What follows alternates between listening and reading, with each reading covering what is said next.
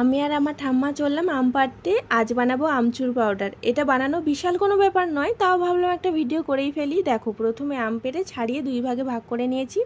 যেহেতু আমগুলো কচি ছিল, আঁটি হয়নি, গ্রেটারে গ্রেট করলে কচি দানাটাও গ্রেট হয়ে যাবে। তাই এরপর গ্রেট করা আমগুলো 3 দিন রোদে রাখলেই ভালো করে শুকিয়ে যাবে। আপনাদের একটু কম বেশি সময়ও লাগতে পারে। তারপরে কিছুটা নুন তাওয়ায় গরম করে আমগুলোর সাথে গুঁড়ো করে নেটে ছেঁকে নিয়েছি, যাতে আমের কোনো গোটা অংশ না থাকে।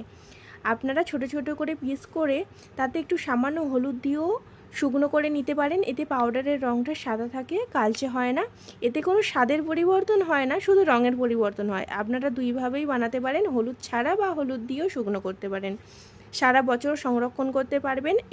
এই পাউডার বিভিন্ন খাবারে প্রয়োজন হয়। আপনারা বিনা পয়সায় বানিয়ে রাখলেই সারা বছর আর কিনতে হবে না। দেখুন, এখানে 2 রকমের পাউডার আছে। উপরেরটায় আমি হলুদ দিইনি, নিচের যে পাউডারটা সেটা হলুদ দিয়েছি, ওই জন্য